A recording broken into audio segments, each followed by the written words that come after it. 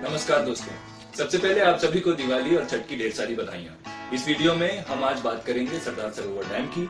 Sardar Sarovar, the world second and India's first biggest dam, was recently delivered to the nation. India में राजनेताओं को जितनी जल्दी ribbon काटने की होती है, शायद उतनी जल्दी किसी और चीज की नहीं। अच्छा, वादे, उद्घाटन और डिलीवरी की टाइमिंग हमेशा चुनाव के इर्द गिर्द ही रहती है। एक तरफ सरदार सरोवर डैम को गुजरात के लाइफलाइन की तरह बेचा जा रहा है और वहीं दूसरी ओर मध्य प्रदेश में इस डैम के कारण लाखों लोगों के जान पर बनाई है। क्यों एक तरफ शाबाशी लेने की होड़ मची हुई है और दूसरी ओर लोग जल सत्याग्रह करने पर मजबूर हैं। अपने व्यूज रखने से पहले सरदार सरोवर प्रोजेक्ट के कुछ डिटेल्स को जानना बेहद जरूरी है।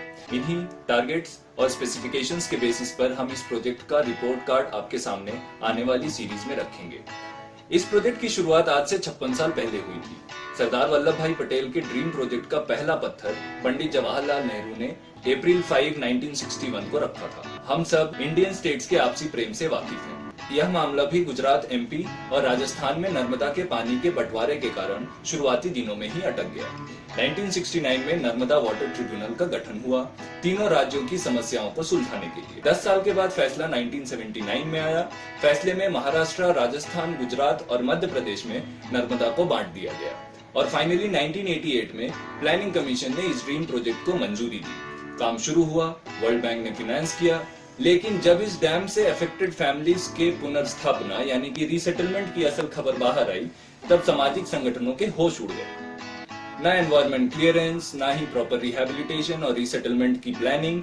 इसी फ्लॉ का फायदा उठाते हुए नर्मदा बचाओ आंदोलन के कार्यकर्ताओं ने सुप्रीम कोर्ट में अर्जी लगा दी। अब सुप्रीम कोर्ट ने फैसला देते हुए काम पर रोक लगा दिया। वर्ल्ड बैंक पर भी प्रेशर बढ़ा। वर्ल्ड बैंक ने एक इंडिपेंडेंट रिपोर्ट बनाने के लिए मॉर्स कमेटी का गठन किया। रिपोर्ट के फाइंडिंग सामने आने के बाद वर्ल्ड बैंक ने 1993 में फंडिंग कैंसिल कर दिया। काम रुका रहा, आंदोलन जारी रहा। 2000 में सुप्रीम कोर्ट के फैसले के बाद डैम का काम फिर से शुरू हुआ, पर शर्त के साथ। शर्त क्या थी? शर्त यह थी कि हर 5 मीटर हाइट बढ़ाने से पहले उस हाइट के कारण अफेक्टेड फैमिलीज को प्रॉपर्ली रीसेटल किया जाएगा, उसके बाद ही हाइट बढ़ाई जा सकती है। कोर्ट के सामने इस डैम से मिलने वाले अनेकों फायदों को दिखाया गया था। हम भी उन्हीं फायदों को ढूंढने आज निकले हैं कि आखिर कुछ हासिल भी हुआ है कि सिर्फ भाषणों से ही काम चलाया जा रहा है। इस बड़े विशाल डैम की यह एक छोटे नहर समान ब्रीफिंग थी। अब हम नजर डालेंगे असल सच्चाई पर। 1986-87 से इस डैम की लागत में 10 गुना बढ़त हुई है।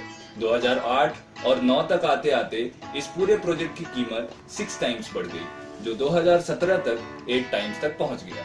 जिस गुजरात के नर्मदा डिस्ट्रिक्ट में इस डैम को बिल्ड किया गया है, वह डिस्ट्रिक्ट पिछले 20 सालों से गुजरात के सबसे पिछड़े डिस्ट्रिक्ट में से एक है। गुजरात के चुनावी मौसम के मद्देनजर यह तो बस अभी शुरुआत है। अभी तो कई और भी जुमले और शगुफे छोड़े जाएंगे। एक तरफ गुजरात गवर्नमेंट अपने किए गए इंजीनियरिंग मार्वल्स को एनकैश करने की कोशिश में है और दूसरी ओर उस इंजीनियरिंग मार्वल को जमीन देने वाला डिस्ट्रिक्ट आज भी बदहाली के दौर में। यह है सरदार सरोवर डैम का पहला कड़वा सच।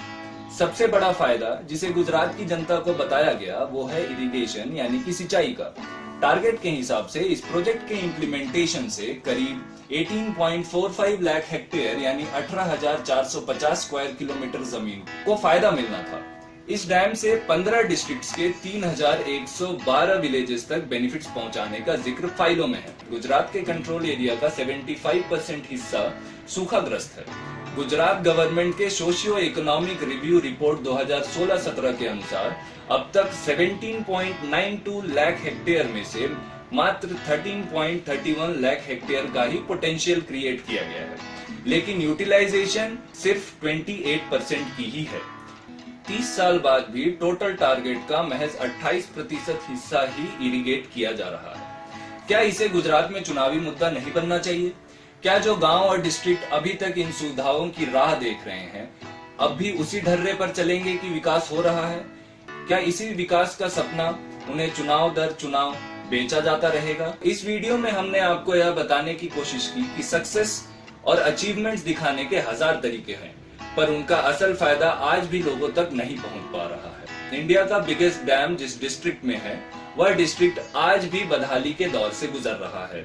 इरिगेशन पहुंचाने का काम 30 सालों से जारी है, मगर आज सिर्फ 28% का ही यूटिलाइजेशन हो पा रहा है।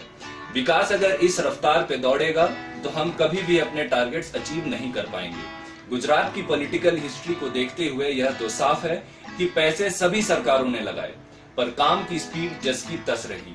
इन 30 सालों में गुजरात ने कांग्रेस भी देखा और बीजेपी भी देखा, पर उन्हें विकास कहीं नहीं दिखा। हमेशा की तरह मैं अब आप पर छोड़ता हूं कि आप खुद ही तय करें कि इसे कामयाबी माना जाए या कुछ और। कैनल वर्क, ड्रिंकिंग वाटर और R&R यानी कि रिहैबिलिटेशन और रीसेटलमेंट के क्या हालात हैं, जानने के लिए हमारा अगला पार्ट जरूर देखें। आपके सुझावों का इंतजार रहेगा। नमस्कार।